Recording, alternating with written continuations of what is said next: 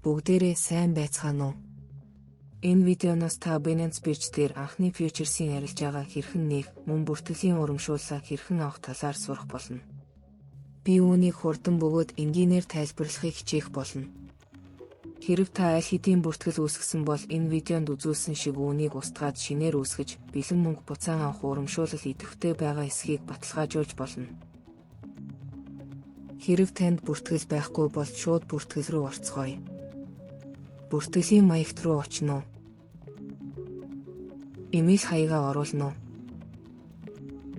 Дараа нь та хүн мөн эсгээ баталгаажуулах хэрэгтэй.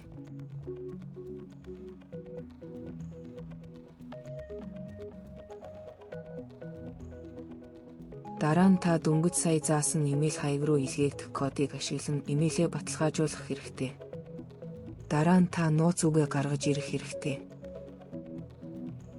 Дараа нь маш чухал алхам бол энэ хуудсан дээр та видеоны доорх тайлбарт байрлах урамшууллын кодыг оруулах хэрэгтэй.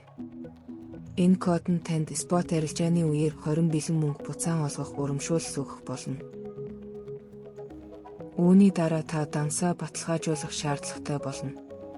Санаа зовлтгүй, энэ бол хурдан бөгөөд ойлгомжтой үйл явц юм. Баталгаажуулсны дараа таны арилжааны данс идэвхжих бөгөөд үлдэгдлээ нөхөж фьючерс арилжаа хийж эхлэхэд хангалттай. Үлдэгдлээ нөхөхийн тулд депозит товчийг дарж өөрт тохиромжтой нөхөх аргыг сонгоно уу? Хоёр ашиглах нь хамгийн сайн арга бөгөөд энд та дүнг доллараар зааж өөрт тохиромжтой төлбөрийн аргыг сонгох хэрэгтэй. Доор жагсаасан сонголтуудаас зөвхөн ханшийг төдийгүй үнэлгээг нь анхаарч үзээрэй. Дараа нь та өөрт тохирох сонголтыг сонгоод bias дээр дарна уу? Bias буюу Tether ануын доллартай нэг харьцаатай дижитал эквивалент болж үйлчилдэг хамгийн том стейблкойн юм. Видеон дээр дараа нь үзүүлсэн шиг бидэнд фьючерс худалдаж авах, зарахын тулд Bias хэрэгтэй болно. Bias дээр дарсны дараа та ойлгомжтой зааврын дагуу төлбөрөө хийх шаардлагатай болно.